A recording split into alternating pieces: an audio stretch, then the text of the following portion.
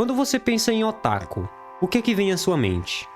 Alguém que gosta de animes? Um quarto fedendo a Cheetos? Mas e no Japão? Como que os japoneses veem esse tipo de pessoa?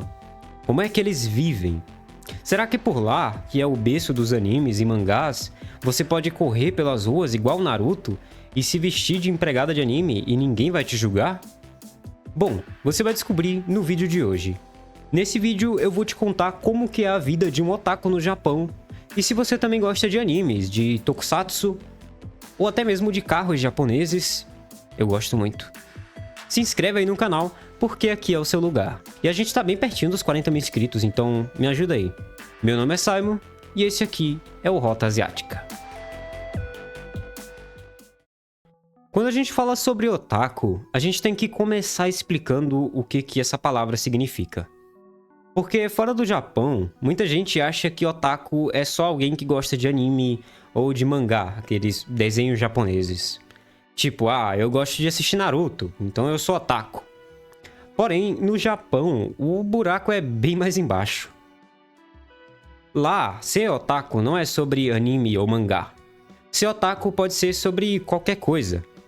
Você tem otaku de jogos, otaku de idols, que são aquelas bandas e cantoras do Japão.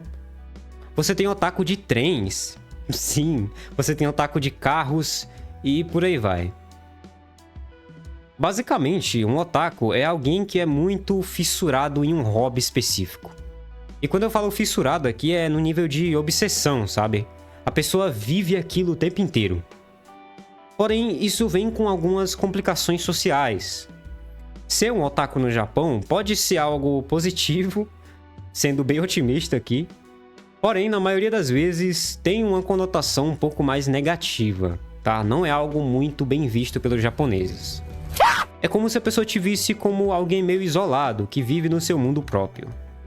E isso muitas vezes traz sim um certo preconceito. Você pode até mesmo ser visto como um esquisito ou um antissocial, se você falar abertamente que é um otaku no trabalho, por exemplo. Ou não, né? Pode ser que eles simplesmente também sejam otakus e gostem de você. Eu não sei se vale a pena correr o risco. Agora, é interessante lembrar que o Japão é tipo o berço da cultura otaku. Afinal, é de lá que vem todos os animes, os mangás, os jogos que as pessoas tanto gostam. E de fora, a gente pode até pensar que ser otaku no Japão deve ser o paraíso. Mas não é bem assim. Na verdade, como eu te falei agora há pouco, ser otaku no Japão pode não ser uma coisa muito positiva.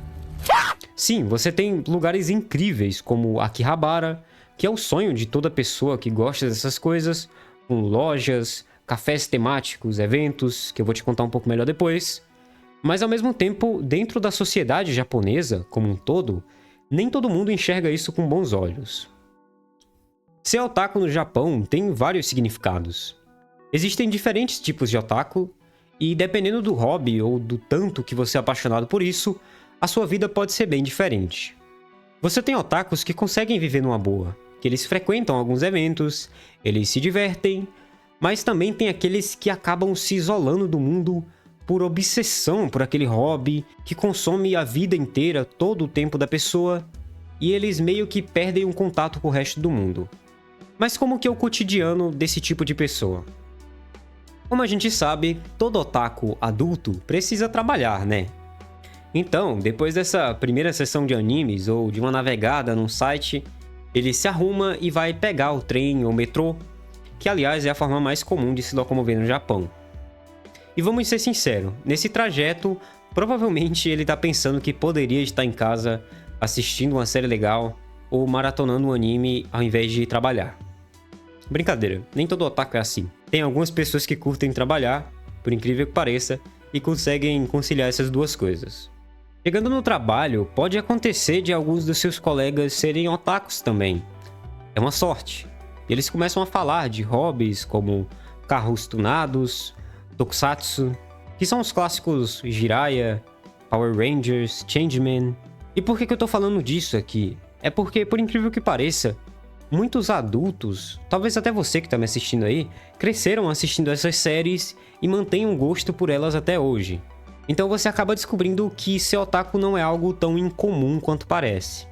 Por outro lado, tem aquelas pessoas que não curtem tanto ou não falam sobre isso. E aí você vai ter que guardar a sua empolgação para quando chegar em casa e tiver tempo para poder consumir mais coisas e pensar sobre isso. Então ela não é uma pessoa tão diferente das outras assim. Mas espera lá, você acha que acabou por aí? Não, você tá muito enganado. A gente tá falando do Japão, então é diferente sim. O Japão não é a terra dos otakus à toa.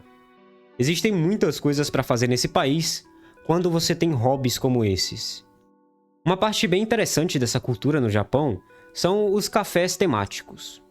Um otaku de verdade, uma hora ou outra, vai acabar indo a um maid café ou algum outro tipo de café temático. Eu sei que a maioria de vocês sabe o que é, mas para quem não ouviu falar ainda, os maid cafés são aqueles cafés onde as garçonetes se vestem como empregadas, as maids de anime, e elas tratam você como se fosse o mestre da casa. Bizarro? Um pouquinho. Mas é uma experiência bem otaku. E algumas pessoas dizem ser legal, embora minha namorada me mataria se eu fosse num lugar desses. E aliás, não é só o maid café que existe. Você tem cafés temáticos de tudo. De Pokémon, de personagens famosos de anime, e até café de ninja, pra você se sentir um ninja enquanto toma um café. Eu não sei quem que quer se sentir assim, mas existe, né? Agora quem, ó, nesses trajes... E não são só cafés que existem por lá. Você tem lojas inteiras baseadas em obras, como o famoso One Piece, onde você encontra tudo que é tipo de coisa relacionada ao anime e ao mangá. E não para por aí.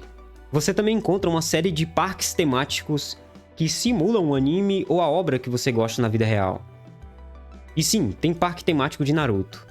Lá você pode correr pelas vilas e até mesmo comer um bom ramen no Ichiraku, que é o restaurante favorito do Naruto.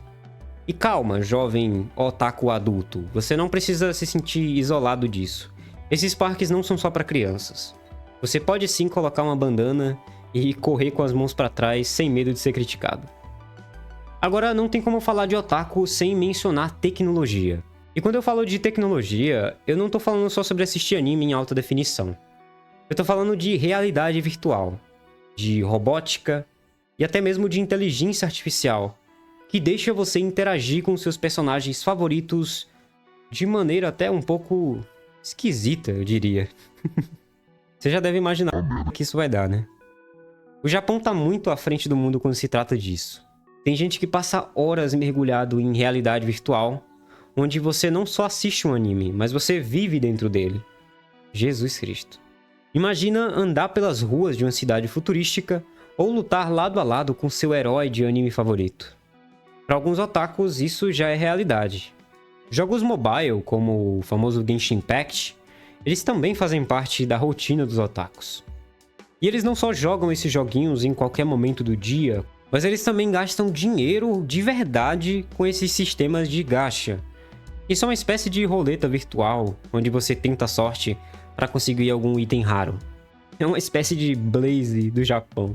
Algumas pessoas ficam tão obcecadas nisso que acabam gastando muito dinheiro com isso.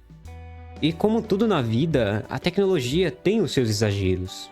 Teve até um caso famoso de um cara que casou com um holograma. Sim, você não leu errado. O cara realmente casou com um holograma de uma personagem chamada Hatsune Miku, que é uma espécie de cantora virtual no Japão. Ele comprou um dispositivo que deixava você interagir com ela e decidiu oficializar o relacionamento. Eu não sei se isso daqui é engraçado ou é triste. A cerimônia aconteceu de verdade, mas claro, teve muito debate no Japão a respeito disso. A obsessão, às vezes, pode levar a pessoa a comportamentos extremos. Tem gente que passa tanto tempo imerso em jogos ou em realidade virtual que elas acabam se isolando do mundo real.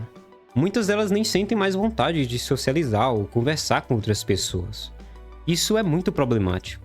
Para essas pessoas, os personagens de anime ou de jogos são quase amigos ou são substituto dos amigos. Isso começa a consumir a vida da pessoa.